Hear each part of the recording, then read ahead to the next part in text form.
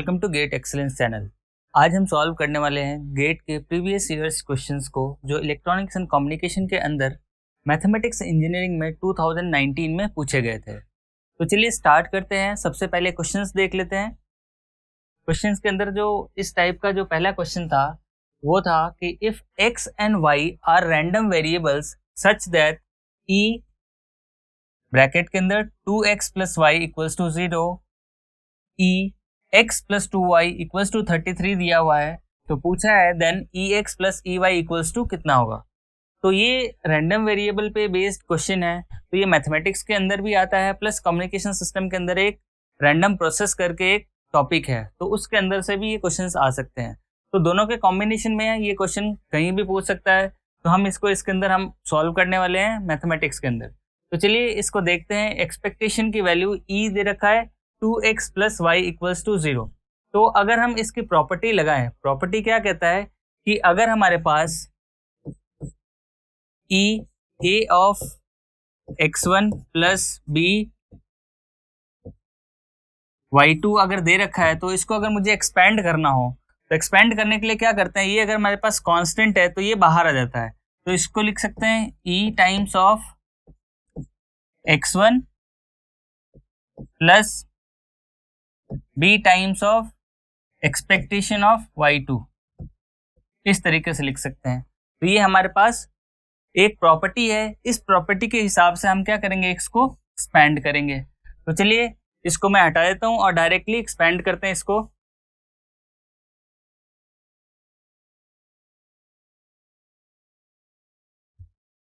तो हमारे पास क्या दे रखा है, e expectation of 2x plus y equals to 0। तो इसको हम लिख सकते हैं 2 times of expectation of x plus expectation of y equals to 0।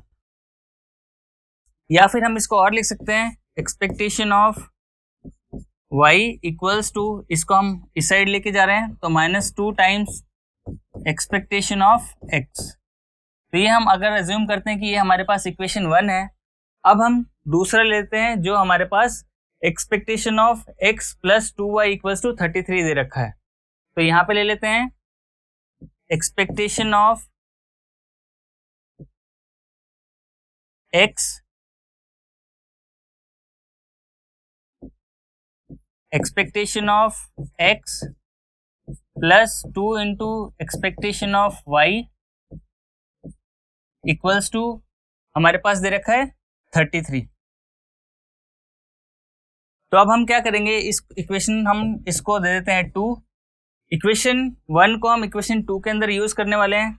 E Y की जगह हम क्या कर देंगे, 2 times of expectation of x लिख देंगे। तो चलिए इसको लिखते हैं नेक्स्ट स्टेप में। यहाँ देखिए इस इक्वेशन को, इक्वेशन नंबर 1 है उसको हम इक्वेशन नंबर 2 में सब्स्टिट्यूट कर रहे हैं। तो हम लिख सकते हैं expectation of x plus 2 times of expectation of y की जगह माइनस लिखेंगे हम -2 टाइम्स एक्सपेक्टेशन ऑफ x। तो ब्रैकेट के अंदर -2 times expectation of x equals to 33। फिर देखिए इसको जब हम सॉल्व करेंगे तो ex और 2 to 4 -4 ex, तो ये आ जाएगा हमारे पास minus of 3 times expectation of x equals to 33। या फिर हम इसको लिख सकते हैं e of x equals to -11। तो ये जब हम सॉल्व करेंगे तो ये आ जाएगा 33 अपॉन -3, तो इसको डिवाइड करेंगे तो आ जाएगा हमारे पास -11। तो इसको हम इक्वेशन दे देते हैं 3। तो ये हमारे पास सॉल्व होकर आ गया। सबसे पहले हमने ex निकाला, अब हमें निकालना है ey, क्योंकि हमारे क्वेश्चन में क्या पूछा है कि ex एंड ey की वैल्यू क्या आएगी। तो ex हमने निकाल लिया, अब हम ey की वैल्यू निकालते हैं। तो ey वैल्यू निकालने के लिए ये जो वैल्यू आया है इसको हम यहाँ पे सब्स्टिट्यूट कर देते हैं ey की जगह इक्वेशन 1 में। तो इक्वेशन 1 में हम यूज कर रहे हैं इक्वेशन 3 को, तो 3 को हम इक्वेशन 1 में सब्स्टिट्यूट करेंगे तो क्या आ जाएगा हमारे पास, एक्सपेक्टेशन ऑफ y। तो अगर हम y लेते हैं तो यहाँ पे देखिए -2 टाइम्स ऑफ ex की वैल्यू हम निकाल चुके हैं -11, तो ये आ गया 22। तो हमारे पास ex भी आ गया और ey भी आ गया, ये ब्रैकेट चेंज करना है। तो ये देखिए हमारे पास 22, तो ये दो वैल्यू आ गई हमारे पास। अब इन दो वैल्यू को हमें क्या करना है, सिंपली ऐड करना है अकॉर्डिंग टू आस्क्ड क्वेश्चन। तो ex प्लस ey अगर हम ऐड करते हैं तो यहाँ से देखिए ex की वैल्यू क्या है हमारे पास -11 और ey की वैल्यू क्या है +22। तो +22 -11 क्या आ जाएगा हमारे पास 11। अगर हम इसकी बात करें तो ये क्या आ जाएगा, -11 +22, ये क्या आ जाएगा हमारे पास 11। तो इसका आंसर क्या हो जाएगा 11। तो ये हमारे पास आंसर 11 आ गया।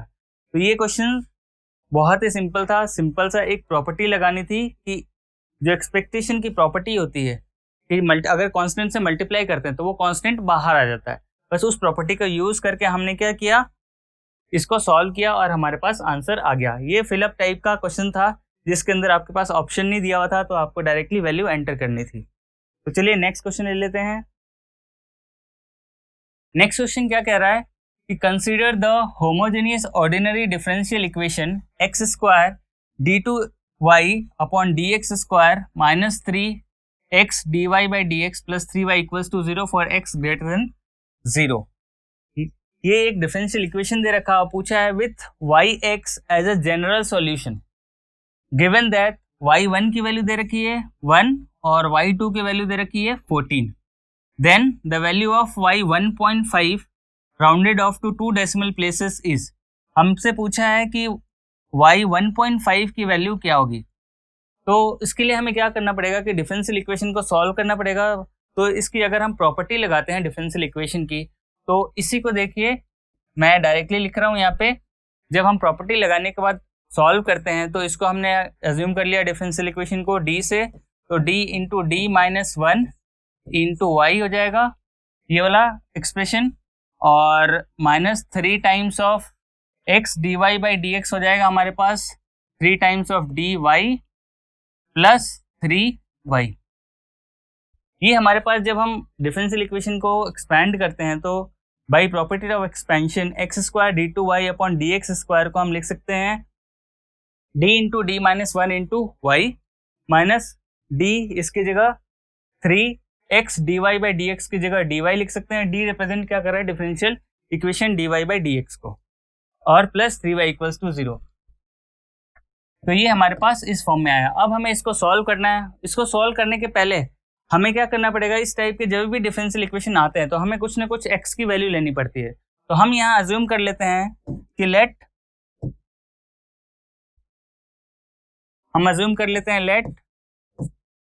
x equals to e raised power t, ये अज्यूम करते हैं और इसको लेके हम सॉल्व करेंगे। तो अब इस इक्वेशन को देख लेते हैं। ये इक्वेशन क्या है, इसको हमने ब्रैकेट को ओपन किया तो d square minus d times of y minus 3dy plus 3y equals to 0। अब इसको सॉल्व करते हैं तो डी स्क्वायर y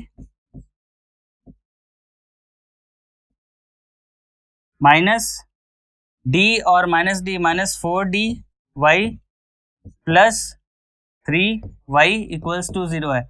या फिर इसके अंदर हम ले लेते हैं D square minus 4d plus 3 और y को बाहर ले लेते हैं इक्वल्स टू 0। फिर इसको हम ब्रैकेट ओपन करके इसको सॉल्व कर लेते हैं तो d square minus 3d minus d plus of 3 equals to 0। इसको अगर हम सॉल्व करते हैं तो d कॉमन ले लेते हैं तो d minus of 3 minus of 1 into d minus 3। तो इसको हम सॉल्व करेंगे तो सॉल्व करने के बाद हमारे पास आ रहा है यहाँ पे देखिए, और इसको इसके बाद है ब्रैकेट y, इसके अंदर भी है ब्रैकेट y। तो इसको सॉल्व करेंगे तो हमारे पास d माइनस 1 आ रहा है और d माइनस 3 कॉमन लेंगे तो d minus 3 into d minus 1 into y equals to 0। तो हमारे पास क्या आ रहा है ये finally d -3 into d -1 complete multiplication with y equals to 0। तो यहाँ से हमारे पास d की दो वैल्यू निकलेगी। d की दो वैल्यू क्या है? d इक्वल्स टू 1, यहाँ से d -1 इक्वल्स टू 0 से इक्वेट करेंगे तो 1, और d equals to -3, d -3 equals to 0 से इक्वेट करेंगे तो आएगा 3। तो d की वैल्यू हमारे पास दो आ गई है, 1 और 3। अब इसको हमें yx लाना है। यहाँ पे देखिए जनरल सॉल्यूशन लेके आना है। तो हमने अभी डिफरेंशियल इक्वेशन की वैल्यू निकाली है, तो इसको सॉल्व करने के लिए हम क्या करेंगे? yx के फॉर्म में हम इसको लिखेंगे। तो चलिए एक नई स्लाइड ले लेते हैं और हम यहाँ लिख देते हैं d की वैल्यू हमने जो लिया था, d की वैल्यू आ गई 1 और 3। तो अगर मैं y t के फॉर्म में इसको इक्वेशन लिखता हूँ तो ये क्या हो जाएगा? c1 constant 1 into e raise the power t, क्योंकि हमने अज्यूम क्या किया था? x equals to t। यहाँ पे देखिए, यहाँ पे हमने x equals to e raise the power t, but हम सॉल्व क्या कर रहे हैं? y के लिए डिफरेंशियल इक्वेशन को एक्सपेंड किया और y के लिए हम सॉल्व कर रहे हैं। तो y की जो आउटपुट आ रही है या y का जो हमारे पास वैल्यू है वो हमारे पास yt इक्वल्स टू c1 इसलिए क्योंकि हमारे पास अभी 1 आया है और दो कांस्टेंट है 1 और 3 के लिए। तो 3 के लिए आएगा constant c2 into e raise the power 3t। तो ये हमारे पास इक्वेशन आई। अब इसको हमें क्या करना है? डिपेंडिंग अपॉन क्वेश्चन के अंदर क्या वैल्यू दी है उसको सॉल्व करना है। तो हमने e raise the power t को x अज्यूम किया है, तो इसी को अगर y x की फॉर्म में लिखते हैं तो इसको लिख सकते हैं c1x प्लस c2x क्यूब। तो ये हमारे पास ये इक्वेशन आई। अब इसको हमें सॉल्व करना है क्योंकि y1 की वैल्यू हमें दे रखी है कितनी, और y2 की वैल्यू भी दे रखी है। ये 1 दे रखा है और ये 14 दे रखा है। यहाँ पे देख लेते हैं, y1 की वैल्यू 1 दे रखा है और y2 की वैल्यू 14 दे रखा है। तो y1 की वैल्यू हम सब्स्टिट्यूट करेंगे और y2 की वैल्यू सब्स्टिट्यूट करेंगे, उससे हम कांस्टेंट निकालेंगे और फिर y1.5 की वैल्यू सब्स्टिट्यूट करके हम फाइनली वैल्यू निकालेंगे। तो चलिए y1 और y2 को सॉल्व कर लेते हैं वैल्यू रख के। तो y1 हमारे पास क्या है? 1। तो अगर मैं y1 इसके अंदर डालूं यानी x की वैल्यू 1 डालूं तो यहाँ पे क्या आएगा? इक्वेशन देखिए, मैं यहीं पे सब्स्टिट्यूट कर रहा हूँ इक्वेशन को। तो ये आ गया, y1 की जगह हमारे पास आ जाएगा c1 इंटू 1 c1 और c2 इंटू 1 की पावर क्यूब हमारे पास आ जाएगा 1। तो इस इक्वेशन से हमारे पास आया ये इक्वेशन। और y2 इक्वल्स टू 14 से क्या आएगा? यहाँ पे देखिए, इसी को जैसे एक्सपेंड कर रहा हूँ, y की यानी x की वैल्यू हमें 2 रखनी है। तो यहाँ पे क्या आ जाएगा? 2 times of c1 plus 2 into 2 into 2 हो जाएगा 8 times of c2 equals to कितनी वैल्यू दे रखी है? 14। तो ये दो इक्वेशन आए हमारे पास। अब चाहें तो इसको और सॉल्व कर सकते हैं, 2 से सारा काट सकते हैं। तो 2 ये आ जाएगा, 2 से कैंसिल हो जाएगा, 2 1 2, 2 4 जा 8 और 2 7 जा, तो आ जाएगा 7 c1 plus 4 times of c2 equals to 7। तो अब जो हमारे पास मेन इक्वेशन आया है, ये इक्वेशन हम मार्क कर देते हैं। ये देखिए, सपोज 4 और 5। अब इन इक्वेशन को सॉल्व करना है। 4 और 5 से हमें c1 और c2 की वैल्यू निकालनी है। तो c1 और c2 की वैल्यू निकालने के लिए हम जस्ट सब्सट्रैक्ट कर देते हैं 5 माइनस 4। तो इक्वेशन 5 माइनस 4 करेंगे तो यहाँ पे देखिए c1 plus 4 times of c2 equals to 7 minus of c1 plus c2 equals to 1। इस पूरे इक्वेशन को माइनस कर रहे हैं तो हमारे पास क्या आ जाएगा? c1 कैंसिल हो जाएगा, ये आ जाएगा 3 times of c2 equals to 7 minus 1 6। तो c2 की वैल्यू क्या आ गई हमारे पास? 2। c2 की वैल्यू आ गई 2। अब c2 की वैल्यू जो 2 आई है, अब c1 निकालेंगे तो c2 की वैल्यू हम इक्वेशन 4 में डालते हैं। तो यहाँ पे देखिए, 2 को अगर इधर लेके जाते हैं तो c1 की वैल्यू हो जाएगी -1। तो सॉल्व करने के बाद आएगा c1 इक्वल्स टू -1। तो हमने कांस्टेंट की वैल्यू भी निकाल ली। अब इस एक्सप्रेशन को वापस रीराइट करते हैं। ये कौन सा एक्सप्रेशन, इस एक्सप्रेशन को। तो देखिए इस एक्सप्रेशन को रीराइट करने के लिए y of x equals to C1 की वैल्यू आ गई मेरे पास 1 into x that is minus x plus C2 into x cube. C2 की वैल्यू है हमारे पास 2, तो यहाँ आ जाएगा प्लस 2 इंटू एक्स क्यूब।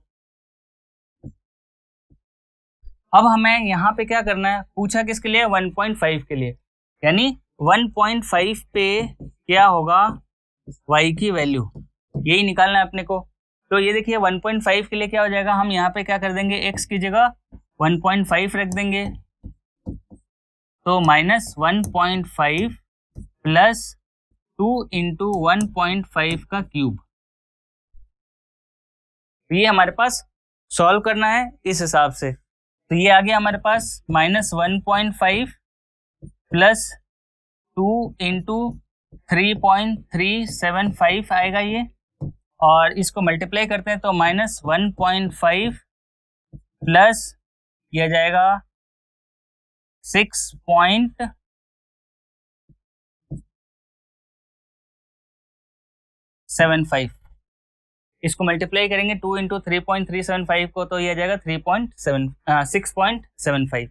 अब इन दोनों को ऐड करेंगे तो मेरे पास क्या आएगा, 6.75 में से माइनस 1.5 को घटाना है, तो ये आ रहा है हमारे पास, देखिए 5.25।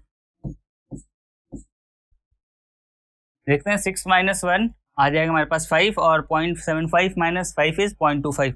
तो ये हमारे पास y 1.5 की वैल्यू आई है। तो ये हमारे पास फाइनली आंसर है जो हमें फिल करना है, जो हमारे पास फिल इन द ब्लैंक्स के फॉर्म में क्वेश्चन आया हुआ है। तो ये हमारे पास आ गया y 1.5, ये 1.5 है, इक्वल्स टू 5.25 आंसर में आएगा। तो ये देखिए इसका आंसर, यहाँ पे जो डेसिमल प्लेसेस है वो 5.25 आएगा आंसर। तो इसको हमने फाइनली सॉल्व किया डिफरेंशियल इक्वेशन की प्रॉपर्टी को लगाते हुए। तो चलिए नेक्स्ट क्वेश्चन देख लेते हैं। नेक्स्ट क्वेश्चन क्या बोल रहा है कि the families of curve represented by the solution of equation, ये इक्वेशन दे रखा है dy by d x equals to minus times of x upon y raise the power n। तो ये हमारे पास एक डिफरेंशियल इक्वेशन दे रखा है। अब इसमें बोला है कि for n equals to -1 and n equals to +1 respectively are कौन से ऑप्शंस होंगे इनमें से, ये पूछा है। Parabola of circle, parabola and circles है, सर्कल्स एंड हाइपरबोला है, हाइपरबोला एंड सर्कल्स है, या हाइपरबोलास एंड पैराबोलास है। तो ये कौन सी फैमिली को रिप्रेजेंट कर रहा है ये एक्सप्रेशन। तो इस एक्सप्रेशन के लिए हमें सबसे पहले n इक्वल्स टू -1 पे इसको सॉल्व करना पड़ेगा, और फिर n इक्वल्स टू +1 पे सॉल्व करना पड़ेगा। तो n इक्वल्स टू -1 पे एक ऑप्शन आएगा जो चेक करेंगे, फिर n इक्वल्स टू +1 पे एक ऑप्शन आएगा जो चेक करेंगे। तो चलिए सबसे पहले हम n इक्वल्स टू -1 के लिए सॉल्व करते हैं। -1 पे क्या हो जाएगा, dy बाई डी एक्स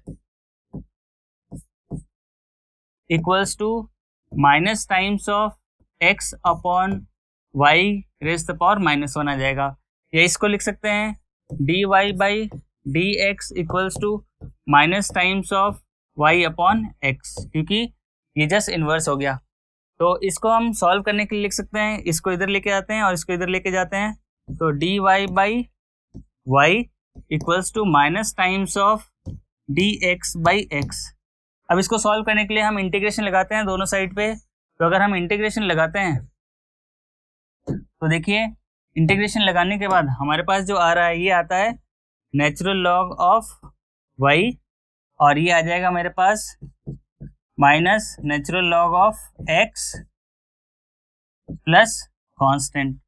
अगर हम इसको इधर लेके आते हैं तो ln y plus ln x equals to c, या इसको हम लिख सकते हैं, ये हमारे पास लॉग में प्लस है तो इसको हम लिख सकते हैं x into y equals to c। तो ये क्या रिप्रेजेंट कर रहा है, ये रिप्रेजेंट कर रहा है कि फैमिली ऑफ हाइपरबोला है ये। तो ये इस रिप्रेजेंटेशन होता है x into y, equals to some constant, ये हमारा हाइपरबोला को रिप्रेजेंट कर रहा है। तो हमारे पास या तो ये ऑप्शन हो सकता है या फिर ये ऑप्शन हो सकता है हाइपरबोला के अंदर। अब नेक्स्ट चेक करना है कि n इक्वल्स टू +1 पे क्या वैल्यू आ रही है। तो फर्स्ट के लिए तो हमने चेक कर लिया, अब देख लेते हैं n इक्वल्स टू +1 पे क्या वैल्यू आने वाली है। तो उसके लिए हम इसी के अंदर ले लेते हैं n इक्वल्स टू 1 पे, तो इसी में लिख देते हैं dy by d x equals to minus of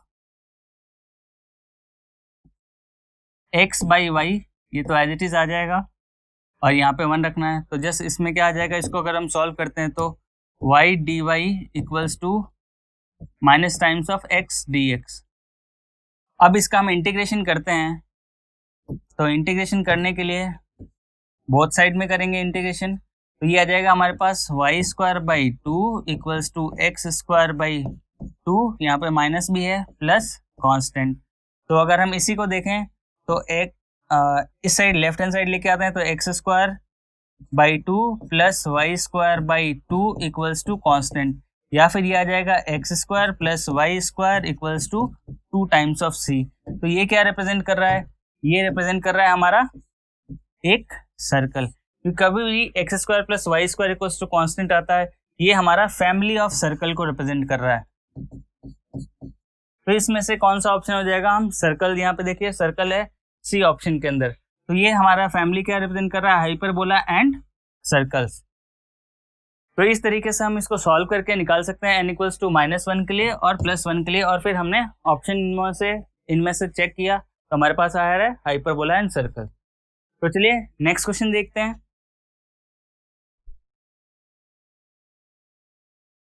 next question दे रखा है, consider a differential function fx on the set of real numbers such that f of -1 equals to 0 and f dash x mod के अंदर less than equals to 2.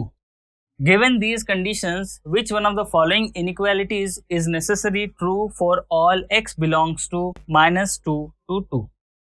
अब इसके अंदर हमें क्या करना है कि हमारे पास दो फंक्शंस दे रखे हैं, उसकी वैल्यू भी दे रखी है, यानी जो फंक्शन हमारे पास है उसके अंदर हमें पहले f इक्वल्स टू -1 के लिए सॉल्व करना है और फिर mod of f dash x less than equals to -2 के लिए सॉल्व करना है, और फिर चेक करना है कि कौन सा कंडीशन सेटिस्फाई कर रहा है इन ऑप्शंस में से। तो सबसे पहले हम f इक्वल्स टू -1 पे चेक कर लेते हैं। तो फंक्शन है f ऑफ -1 इक्वल्स टू 0। तो इस ऑप्शन में डायरेक्ट देख लेते हैं कि -1 रखने पे किस में 0 आएगा। तो ये देखिए -1 अगर मैं रखता हूँ x की जगह, क्योंकि f ऑफ -1 इक्वल्स टू 0 तो ये x की वैल्यू है, तो x की जगह अगर मैं -1 रखता हूँ तो यहाँ पे देखिए किस में 0 आएगा। तो अगर मैं इसमें -1 रख देता हूँ यहाँ पे, तो इसके अंदर आ जाएगा 0, और अगर मैं इसके अंदर रख देता हूँ -1 तो इसके अंदर आ जाएगा 0, क्योंकि इसके अंदर अगर -1 रखता हूँ तो ये हाफ आएगा और इसके अंदर भी 2 आएगा। तो ये दोनों ऑप्शन तो हमारे पहले ही कैंसिल हो गए पहले कंडीशन से। तो अब दूसरे कंडीशन में हमें चेक करना है कि क्या f डैश x यानी differentiation of function x is less than equals to 2 है, वो कंडीशन चेक करनी है। तो हमारे पास ऑप्शन है सिर्फ b और d, इन दोनों में से कोई ना कोई करेक्ट होगा। तो उसको सॉल्व करने के लिए हम पहले फंक्शन देख लेते हैं b वाला ऑप्शन लेके। तो फंक्शन दे रखा है हमारे पास less than equals to 2 times of mod x plus 1। तो अगर मैं इसका एक्सपेंशन करूं तो function of x equals to, इसको एक्सपेंड करता हूं तो 2 times of x plus 1 for x plus 1 greater than equals to 0 होता है, और -2 times of x plus 1 when x plus 1 is less than 0।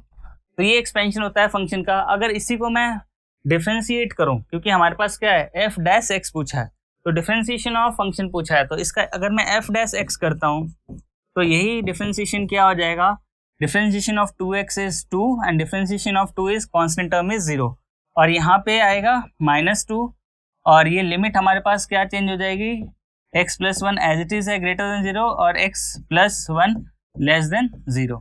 तो यहाँ पे देखिए अगर मैं इसका मॉड ले लेता हूँ, यानी function of f dash x, तो ये आ जाएगा हमारे पास लेस देन इक्वल्स टू, क्योंकि हमने वही एक्सप्रेशन वही लिया हुआ है, लेस देन इक्वल्स टू वाला, तो ये लेस देन इक्वल्स टू चल ही रहा है, तो ये लेस देन इक्वल्स टू 2 आ जाएगा। अब इसके अंदर जो लिमिट आएगी वो यहाँ पे देखिए, इसको सॉल्व करते हैं तो x ग्रेटर देन 1 और इसको सॉल्व करते हैं तो x less then 1 less than -1, तो ये हमारे पास आ गया x की वैल्यू। इसको नहीं भी सॉल्व करें तो चल जाएगा क्योंकि इसके अंदर हमारे पास इसकी कोई कंडीशन पूछी नहीं है। तो चलिए ये कंडीशन आ गया है, तो ये x equals to f dash x equals to -2 किस में आ रहा है, तो ये हमने जो फंक्शन लिया b के अंदर वो हमारा आ रहा है, तो ये हमारे पास क्या है b के अंदर f of x less than equals to 2 into x plus 1 के अंदर, तो ये हमारे पास ऑप्शन ये हो जाएगा करेक्ट ऑप्शन। और सिमिलरली अगर इसके अंदर देखें तो जनरल वे में भी अगर डिफरेंशिएशन करते हैं तो अगर मॉड के अंदर वैल्यू आएगी तो एक बार आएगी प्लस के साथ और एक बार आएगी माइनस के साथ, लेकिन यहाँ पे क्या है 1/2 क्या है मतलब हाफ, तो इसका अगर डिफरेंशिएशन करते हैं तो यहाँ पे आ जाएगा हाफ, जो कि हमारे पास इस कंडीशन को सेटिस्फाई नहीं कर रहा हाफ को, तो ये हमारे पास 2 है, इसलिए हमारे पास करेक्ट ऑप्शन आ गया बी। तो चलिए नेक्स्ट क्वेश्चन देख लेते हैं।